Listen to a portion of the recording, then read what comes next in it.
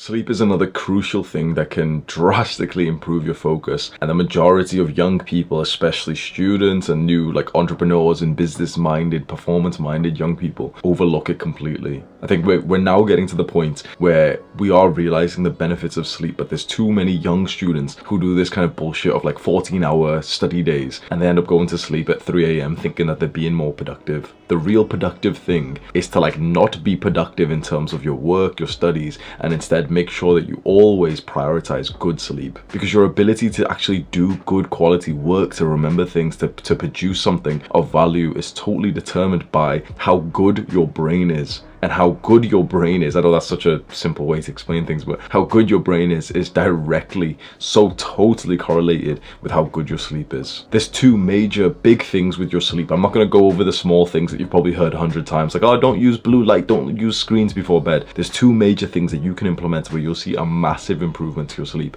And number one, you literally just have to allocate more time to bed. Most people confuse two different things. They confuse hours of sleep and hours in bed. I remember when I was in school or university, and you always do that subtle calculation of how many hours of sleep you're going to get as you're lying down. You check the time on your phone and you know what time you're going to wake up with your alarm clock. And it's 10 p.m. right now and you need to wake up at 6 a.m. So you say to yourself, okay, I'm going to get 8 hours of sleep. That's really good. But that's not true, because what you're actually getting in that specific scenario is 8 hours in bed. Hours of sleep is usually way less. So for example, I have this very expensive ring that tracks my sleep and gives me very specific data. What a lot of people don't know is that a pretty good sleep efficiency is 80%. Sleep efficiency is just how efficient you are at sleeping with the time that you've allocated to bedtime. If it's 80%, that means that you need to allocate 10 hours in bed to get 8 hours of sleep. This should really blow your mind right now, to think you may have never actually gotten 8 hours of sleep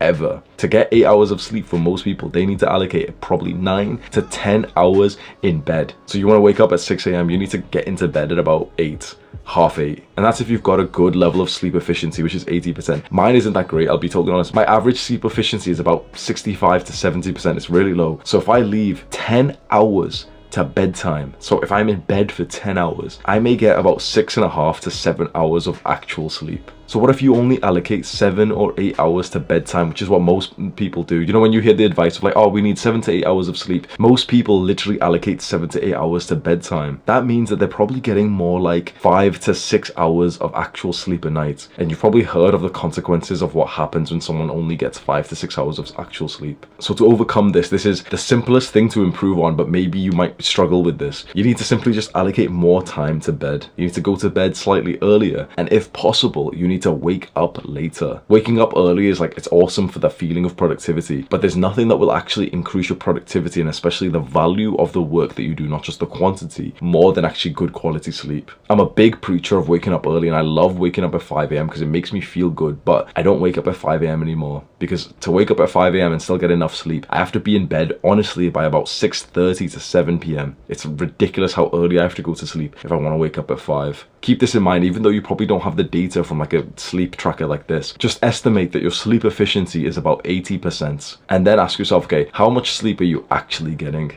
So what I would recommend is to start allocating 9 to 10 hours to your bedtime to drastically improve how long you sleep for. And the second thing that you can do is consistency. Wake up and go to bed at the same times every single day, even on weekends, and even, this seems weird, but even on days where you've had a late night. So you've messed up. For example, your normal bedtime is 9 p.m, but on this random day you just kept on working till 10. You were really busy with something. Or even later, 11, 12, you did something more social, you went on a date or something. So let's say right now it's 12 o'clock, it's midnight, you normally are in bed at 9 p.m. You're gonna wake up at 7 and you're thinking to yourself, wait, I'm only gonna have 7 hours in bedtime. That means with my sleep efficiency, I'm only gonna have 5 hours, 6 hours of sleep. That's not enough. Maybe I should wake up at 8 instead. Maybe I should wake up at 9. Don't do that. Even though it seems like it's better to get, the full amount of sleep, the cascading effect of messing up your routine is usually not worth it. What we want is just a totally consistent wake up and bedtime schedule. And if you do mess up the bedtime because of some social stuff and you're just having a late night. You know, it happens. But keep the wake up time the same and just discipline yourself throughout the day to just not go back to sleep, but don't take like an extra long nap. And just kind of clarify to yourself, okay, I didn't get enough sleep today because of what I did last night. Even though it's somewhat painful and it's a bad thing to miss out on some sleep, it kind of integrates into your mind to think, yeah, like I shouldn't be having those like really late nights, not that often at least anyway. You know, once in maybe at max a week is somewhat okay, but you know, once a month is more likely where, okay, go and have like a late night, 12 o'clock, 1 a.m. But you should try to like be in bed early. If this is really what matters a lot to, you know, your entrepreneurship journey, then you should be in bed early, ready, and very, very consistent. Now grab your habit tracker and add another 2 habits: wake up time and bedtime. And to end this lesson off, let's do a success visualization once again. So just close your eyes and whatever works for you, just see yourself performing really well, especially in the area of sleep.